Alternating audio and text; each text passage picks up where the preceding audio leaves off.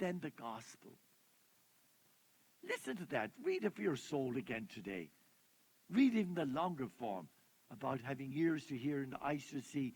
But listen to it again. I grew up maybe not in a situation where any of you might have had that experience. I was younger towards the end of the Second World War. And so there was no such thing as any gasoline. So there was no automated machinery. And one would see horses and plows in the fields. Any of you ever see a horse plowing? Oh, my Lord and my Lord. None of you ever saw horses plowing fields? I said plowing. Don't come back to me. Did you see them planting? Well, you might have seen it in England when you visited. Sometime. That's true, because we're obviously better than the rest of the people. And so, boys and girls in your home, horses would get, and they'd be a plowman holding a plow.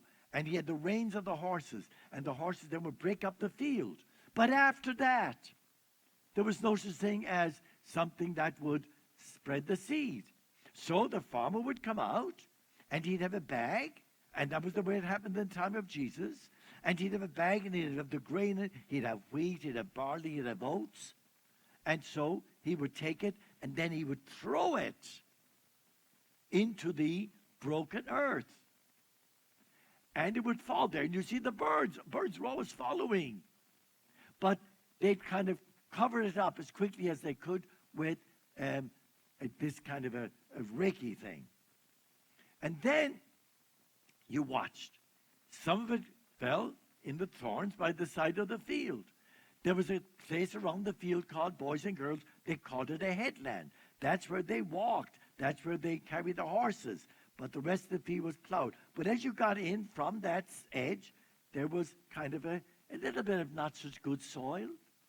But as you got further into the field, it was better. So you could go along, and anyone could see that there'd be a sprouting seed coming up. Bam, died.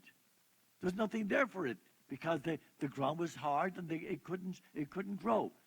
Then there was some, you could see it inside in the middle of thorns, and it would grow up, but it didn't bear any fruit.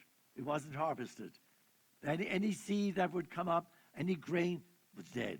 And then you could look, and you could see at the edge of the field, you could see 30, 40, 50, 60, and then you'd see the massive gathering of what looked like the 100-fold or the 60 or 70 or 80-fold as the field was out.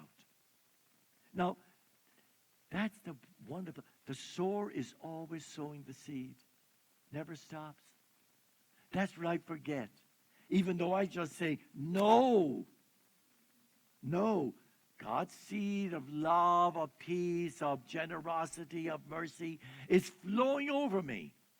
And then hopefully one day, if there's any crusty part in my soul, I may take the plow who is Jesus Christ. That's what he did. He came to open up our hearts so we could see the beautiful gift of God.